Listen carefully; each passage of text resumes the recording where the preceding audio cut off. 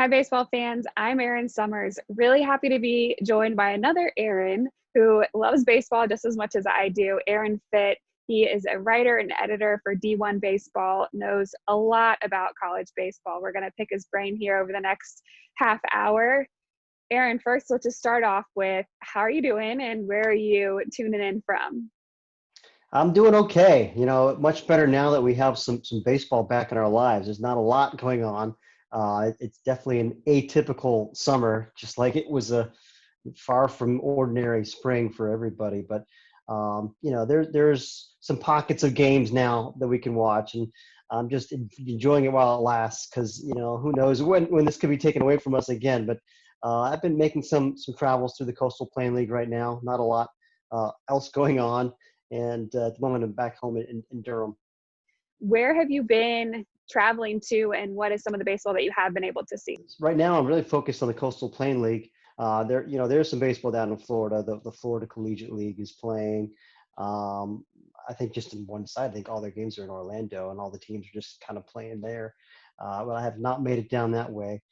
We've got two kind of pods in the Coastal Plain right now. There's three teams in the north, or four teams, I should say. There's the High Point Thomasville team. There's Martinsville Peninsula and Wilson. So I'm trying to see those teams because those are all easy day trips for me from Durham. And I just had a nice 5-day swing down to the southern wing and saw Macon and Savannah and Lexington County. So, it's interesting. I mean, because there's nowhere else really for these guys to go. Those teams are all pretty strong this year. I've seen some good talent. Maybe some of those players would have gone to the Cape League or the Valley or Team USA, and instead they're kind of staying close to home and playing in the Coastal Plain League. So it's been okay. It's not, like I said, it's not the usual summer, but we're all kind of making the best of it. You mentioned a lot of leagues being shut down and a lot of the talent being spread out to some different areas. How has the delayed season, the shutdown of some of these wood bat leagues affected a lot of players' ability to gain more experience this summer? Yeah. It's been a major factor. Obviously, it's, usually these guys, the summer is so important for them developmentally. It's your chance to hit with wood bats. For a lot of players, especially freshmen who are going to be sophomores, maybe you didn't get a lot of playing time as a freshman, because um, not a lot of guys are really ready to step in right away as a freshman, especially hitters, and hold their own against, older guys on the mound. And so you really need those reps in the summer just to get at bats. Or if you're a pitcher, just to get more innings and kind of have a chance to hone your craft. And so I think that's really going to be fascinating to me, is to see how next year's sophomores develop. I mean, do they have the usual trajectory? How are they able to make do with a lot fewer opportunities to play in the spring and in the summer? And who knows what fall's going to look like?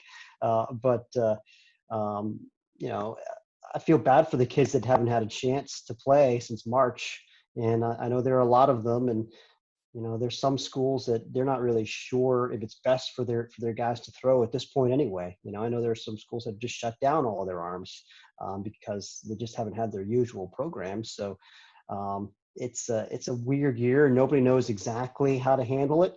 But that to me is going to be the most fascinating thing. Is just the developmental trajectory. How are these guys affected without having, I think what is really an invaluable experience of playing summer ball.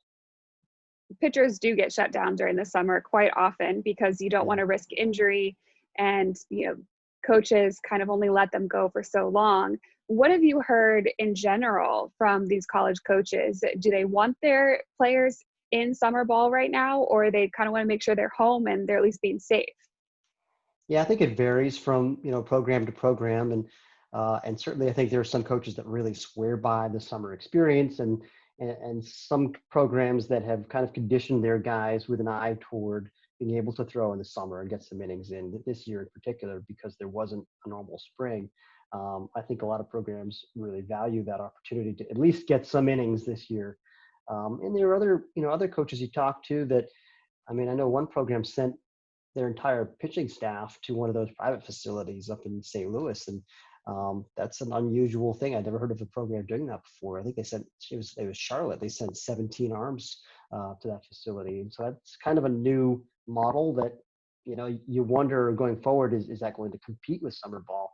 I still think that, enough coaches recognize how valuable it is to have the experience to play actual real live baseball, that summer ball is always going to be healthy. It's always going to have a very important place in college baseball. But it is interesting to see the different philosophical approaches, going from one program to another. I know the players really enjoy playing summer ball, but maybe that's a little bit of a spin on this whole bubble idea that we've seen Yeah. flying around with the NBA. And MLB, has even discussed possibilities of having to do that. And then the NHL is going to be in Canada. So Right. a lot of differences in the world we're in right now. And those kind of applied with the MLB draft this past spring, early summer. With the draft going down to only 5 rounds, I mean, how does that really affect these prospects and Mm. potential draftees? Yeah, that was a huge change. Of course, we usually have 40 rounds, and even if you had 20, you'd still have a lot of players that could go out and play pro ball. And now, the biggest difference is the guys who weren't drafted in top 5 rounds, who would have ordinarily gotten six-figure bonuses. And last year, there were 400 of those guys, give or take, who were drafted outside the top 5 rounds, and they still got six-figure signing bonuses.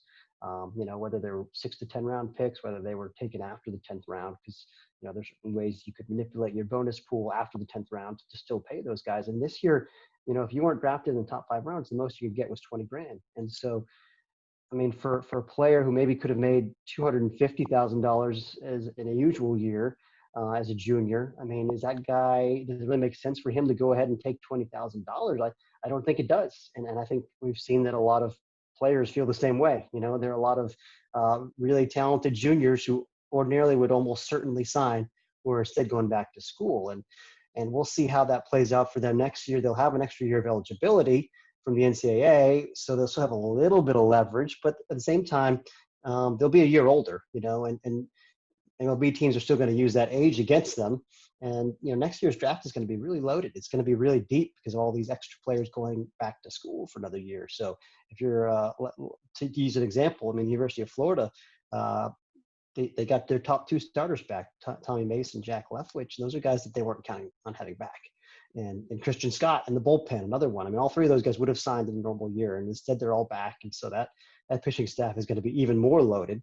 And there are so many cases like that around the country, of guys that are just, unexpectedly can be back in college baseball for another year. And so it'll be a challenge for coaches to manage that roster crunch.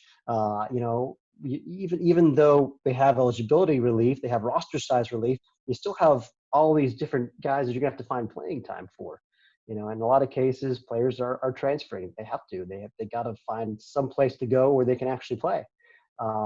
It's still going to be, I think, pretty messy, for the next year or two while this all gets ironed out. And it could have a lingering effect for a couple of years, really. I mean, I don't know how it's going to all wind up. I hope it winds up in a place where, maybe there are fewer restrictions on college programs going forward as far as how they build their roster. We don't necessarily maybe need this 27-man restriction on who can get aid and who can't and things like that. I mean, I think we need to give coaches more flexibility and not less. And I think actually the NCAA has finally kind of realized that also and is heading in that direction. You brought up a lot of really good points there. The trickle down effect of the shorter amount of rounds, the oversaturation of talent in next year's draft, but then the oversaturation now of talent for these college rosters too. And they still have their incoming classes that they had signed, not expecting to have other people there. Right. So fighting for playing time is going to get really tricky for a lot of people. Yeah, you're exactly right. And what if you're one of these freshmen who, you signed to play at a certain place, expecting there to be an opportunity for you, and instead now you've got all these older guys coming back. I mean, do you hang around and kind of wait for your chance, or what if there's less scholarship money available for you now? I mean, do you have to go somewhere else? It's going to be very tricky for those guys also, and that's a really good point. And I think also some of these programs have more freshmen coming in maybe than they expected because, again, some of those guys, the higher profile freshmen might have ordinarily signed, And this year, they're headed to school. And so your recruiting classes might actually be a little bit bigger than usual, in addition to having more players back than usual. So the whole thing adds up to just kind of a mess. Yeah, well, you've actually been on the ground, you've been at games. Have you felt safe? Do you think that baseball can go on with the restrictions that are in place and kind of the numbers that we're seeing due to the coronavirus? Yeah, it's really strange is the best way to describe it. And I've been proud of all the scouts who show up and are doing everything right. And that's where I Hmm. sit is with the scouts behind the plate, and everybody's spaced out and everybody's wearing masks and taking all the Yep. precautions they need to take, and that's good. The fans don't always do the same at the places I've gone. I mean, there's some fans that seem to be taking it seriously and some that aren't, and that's a little troubling, I think. The players, I mean, it seems like they're doing what they can. Some of them are wearing masks during the game. They're spaced out a little bit, but I mean, it's still, come on, it's a team activity. These guys are all, hanging out together and in fairly tight proximity. I mean, it's kind of unavoidable. Some of these guys are going to test positive, and I think there was a positive test for the Peninsula Pilots Hmm. roster already. And if these things start to spread, that's when it'll really get interesting. And so that's what Major League Baseball is going to have to figure out is, do you shut everything down if you get a wave that kind of comes through one of your teams or your league? Um, and for those guys, it's a little different because those are professionals. They're grown ups. They're getting paid. And they're getting paid handsomely. And the college kids are um, they're doing it for free. Hmm. And so it's just a little bit different for them. But at the same time, I mean, the players have a union in Major League Baseball that sticks up for them, and so they've got a lot of advocacy, and there's just a lot of complications in the whole process. But I'll tell you, um, I'm just glad we've had some baseball. We'll see how long it lasts. It looks like at this point, maybe the Coastal Plain League is going to be able to get through their season, and the other leagues that are playing, so far so good. It really hasn't been too bad, and so as long as we can avoid an outbreak, um, somewhere, then I think there's a chance to at least finish the summer season. I got out to a game last week and I was just really happy to be out at a ballpark again. And not very many fans, but it felt pretty safe and yeah, just happy to see some baseball. What do you think of the 60 game MLB schedule? I personally think it's going to be more exciting. It's going to put some more Mm. pressure on all of these games. Yeah, I agree. Actually, I'm pretty excited about it, and I'll be honest with you, 162 games is a long haul. Yeah. I mean, I actually, as someone who works in college baseball, maybe I'm biased, but I actually really like the length of the college season. I just think that it does make it exciting, and I like the 3 game weekend format, but 56 games and then you're in the postseason. It seems like there's a little bit of heightened importance from one week to the next, and I kind of think that would be neat to see in Major League Baseball. I mean, I'll tell you, as much as I love Major League Baseball, I typically don't really tune in until we get to September, because it feels like that's when the games finally matter. I mean, it's just so long. Yeah. Um, and so now that it's all compacted, I think it's kind of fascinating. Yeah, I'm looking forward to it for sure. We only have a couple more weeks and it'll be underway. You mentioned the season for college, how it is shorter than professional, but how about this idea of pushing it back so it starts Yeah. even later in the college season? Yeah, I think it's a fascinating idea. And of course, there are a lot of logistical things that have to be figured out. And we'd have to figure out how it affects summer ball. I still think that even if you Right. pushed it back, you could still have all your summer leagues because not every team is going to be playing into July. I mean, if Hmm. one of the teams that maybe are in the postseason under the format that's been proposed, you'd have a handful of teams, 32, 16 teams, whatever, the Omaha 8. Those teams would be playing into July, but everybody else, I mean, they're still going to need places to go play, once you get to that part of the year. So I do feel like baseball is a summer sport, and we Yeah. started in the middle of winter. I mean, February 15th is winter. I Yeah. mean, it's winter up north. It's winter in the south. I mean, I've had I have really been snowed to out. practices at UNC Boschmer Yeah, Stadium and it's been snowing before yeah. right at the beginning of baseball season. It's crazy to think about that down here in the South, but yeah, up north it's got to be freezing. I mean, I was thinking the same thing. I was several years ago, I was all excited for a UCLA at North Carolina series. Yes, yeah. And it got snowed out. They had to move it to Florida at a neutral site. Both teams met in Orlando. It was just that happens though. I mean, it. I mean, it's the weather is just a crapshoot even in the South in February. So I just think it's worse for arm care. Something we wrote in our site this week. Kendall Rogers had a really good piece about how starting that early in the year is it leads to more injuries. So that's one thing to think about. It True. leads to more travel costs for all the northern teams in particular. So you could save some money there if you push the season back a month, and all of a sudden those teams can play more home weekends. Yeah. And I think it would lead to higher attendance. I mean, we've seen that. People in America love going to baseball games when the weather's nice, but even at Mississippi State, as much as they love baseball down there, you go to a series in February and it's 50 degrees, it's not the same. You're not going to get 13,000 people if it's 50 degrees. With everything that's going on right now, what are some of the things that you're really keyed in on that you're watching for the next few months and then for the next college season?